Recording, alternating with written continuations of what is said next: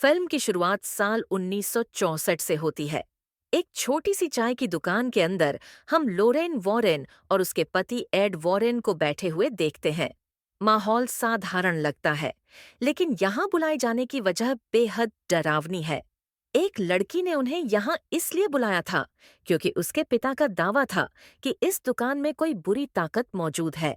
शुरुआत में लड़की खुद इस बात पर विश्वास नहीं करती थी, लेकिन एक दिन अचानक बिना किसी स्पष्ट कारण के उसके पिता ने आत्महत्या कर ली। उस घटना के बाद से ही लड़की को महसूस होने लगा कि कोई अनदेखी शक्ति उसे लगातार परेशान कर रही है। डर और मजबूरी में उसने लोरेन को मदद के लिए बुलाया।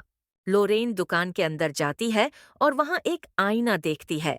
जैसे ही उसकी नजर उस आईने पर पड़ती है, उसे महसूस होता है कि उसके भीतर कोई डरी हुई आत्मा कैद है और उसके आसपास बेहद खतरनाक बुरी शक्तियां मौजूद हैं। लोरेन धीरे धीरे उस आईने को छूती है। आईने को छूते ही लोरेन को अजीब और भयावह शकुन दिखाई देने लगते हैं। उसे ऐसा महसूस होता है जैसे ये बुरी ताकतें उसके अजन्मे बच्चे पर कब्जा करने की कोशिश कर रही हों। यह एहसास उसे अंदर तक हिला देता है और वह बुरी तरह घबरा जाती है।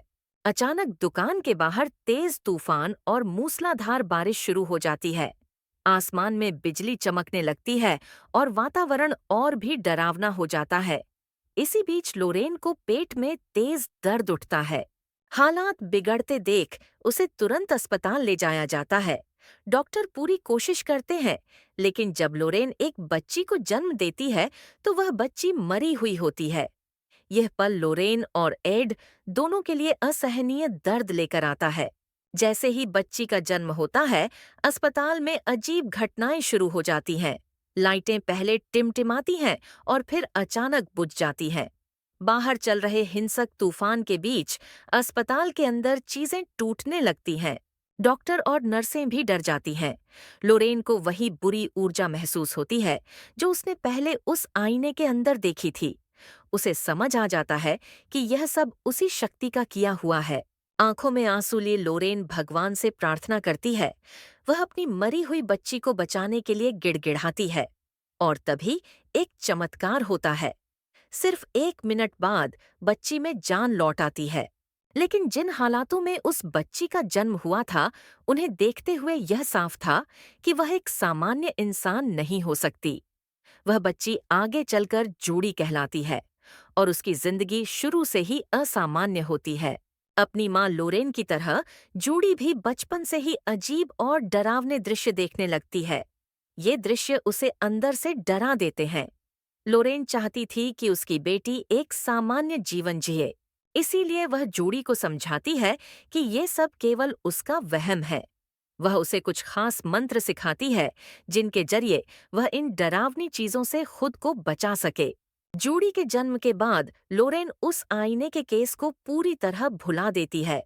हालांकि लोरेन और एड ने अपनी जिंदगी में हजारों पैरानॉर्मल केस सॉल्व किए थे, लेकिन उन्होंने अपनी बेटी को हमेशा इन सब से दूर रखा। उनकी कोशिश थी कि जूडी को उस दुनिया से बचाकर रखा जाए जिसने कभी लोरेन की जिंदगी को बुरी तरह तोड़ दिया था। फिल्म अब लगभग 22 साल आगे बढ़ती है। हम जॉन के परिवार से मिलते हैं, जिसमें कुल 9 सदस्य हैं। ये परिवार हाल ही में एक नए घर में शिफ्ट हुआ है। जॉन अपनी बेटी के लिए एक एंटीक आईना तोहफे में लाता है, वही आईना जिसे हम फिल्म की शुरुआत में देख चुके हैं।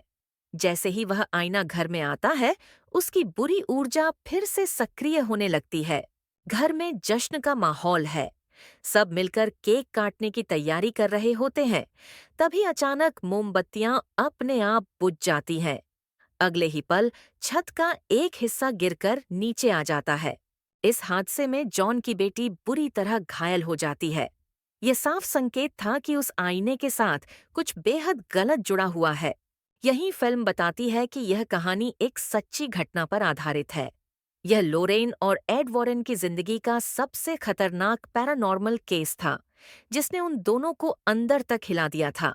इसके बाद कहानी फिर से वर्तमान में लौटती है, जहां हम लोरेन को अपने घर पर परिवार के साथ डिनर करते हुए देखते हैं। डिनर के दौरान लोरेन की नज़र जूडी के कंधे पर पड़ती है। उसे वहां बुरी ऊर्जा का एक हाथ दिखाई देता है।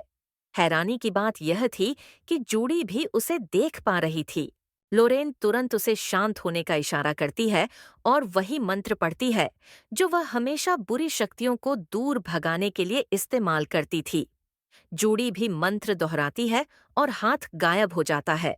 लेकिन इस बार लोरेन बेहद डर जाती है। उसे एहसास होता है कि यह वही ताकतवर ऊर्जा है जो उसने जूडी के जन्म के समय महसूस की थी। डर की एक नई लहर उसके अंदर दौड़ जाती है। उधर कहानी फिर जॉन के घर लौटती है, जहां आईना रखा हुआ था और बुरी घटनाएं लगातार बढ़ती जा रही थीं। घर के अंदर गुड़िया अपने आप हवा में उड़ने लगती है। अजीब आवाजें गूंजने लगती हैं। ये सब जॉन की बेटी की आंखों के सामने होता है, जिससे वह पूरी तरह दहशत में आ जाती है। इसी घर में जॉन के बेटे की पत्नी जेनेट भी रहती है। कपड़े धोते वक्त वह अपने पीछे किसी के चलने की आवाज सुनती है, लेकिन मुड़कर देखने पर वहां कोई नहीं होता।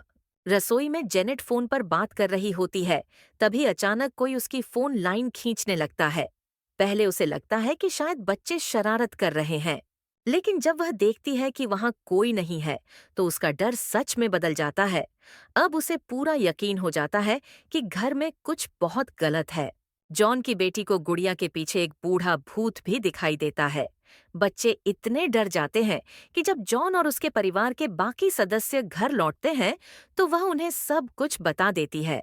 हालांकि कोई भी उस पर यकीन नहीं करता, लेकिन जेनेट को पूरा विश्वास होता है कि घर में कोई अनदेखी ताकत मौजूद है। हीथर, जिस पर सबसे पहले छत गिरी थी, अपनी बहन से कहती है कि उसे यह आईना बिल्कुल पसंद नहीं है, खासकर उस पर लगी वैक्स सील। उसे यह बहुत डरावना लगता है। हालांकि उसकी बहन उसका मजाक उड़ाती है, लेकिन फिर दोनों मिलकर आईने को घर से बाहर ले जाती हैं और उसे फेंक देती हैं। अगली सुबह म्यूनिसिपल वर्कर उस आईने को ट्रक में डालते हैं। जैसे ही आईना ट्रक के अंदर गिरता है, वह टूट जाता है। उसी समय जॉन की बेटी खून की उल्टी करने लगती है और उसके मुंह से टूटे हुए शीशे के टुकड़े निकलने लगते हैं। अब सभी को यकीन हो जाता है कि इस घर में कुछ बेहद खतरनाक है। कहानी अब एड वॉरेन की ओर मुड़ती है, जहां डॉक्टर उसे बताते हैं कि उसका दिल अब बहुत कमजोर हो चुका है। एक और हार्ट अटैक उसकी जान ले सकता है। डॉक्टर उसे चेतावनी देते हैं कि उसे अब पैरानॉर्मल केस से दूर रहना चाहिए और अपनी सेहत का ध्यान रखना चाहिए। इसी बीच जूडी की बर्थडे पार्टी में कई घटनाएं घटती हैं। एनाबेले डॉल सामने आती है और जूडी को फिर से अपनी शक्तियों का सामना करना पड़ता है। लोरेन उसे समझाती है कि वह एक मीडियम है, लेकिन इन शक्तियों का इस्तेमाल न करने की सलाह देती है, क्योंकि यही शक्तियां उसकी जिंदगी को तबाह कर चुकी हैं। कहानी धीरे धीरे उस भयानक सच्चाई की ओर बढ़ती है, जहां यह साफ होता है कि आईना सिर्फ एक साधन है। असली बुराई उससे कहीं ज्यादा ताकतवर है। वह बुरी आत्मा जूडी को चाहती है और उसे पाने के लिए उसने यह सब रचा था। अंतिम टकराव में एड और लोरेन अपनी पूरी ताकत झोंक देते हैं। बाइबल, मंत्र और विश्वास के सहारे वे उस बुरी आत्मा का सामना करते हैं। जूडी भी अपनी अंदरूनी शक्ति को पहचानती है और डर के आगे झुकने से इनकार कर देती है। आखिरकार वह बुरी आत्मा आईने में कैद हो जाती है। घर शांत हो जाता है और सभी की जिंदगी फिर से सामान्य होने लगती है।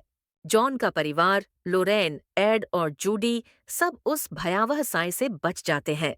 फिल्म के अंत में हम जूडी और टोनी की शादी देखते हैं। लोरेन एड को बताती है कि उसने उनका भविष्य देख लिया है, एक शांत, सुखद जीवन। फिल्म यहीं खत्म होती है, इस संदेश के साथ कि समय के साथ लोगों ने लोरेन और एड वॉरेन की कहानियों पर यकीन करना शुरू कर दिया और उनकी सच्ची घटनाएं इतिहास बन गईं।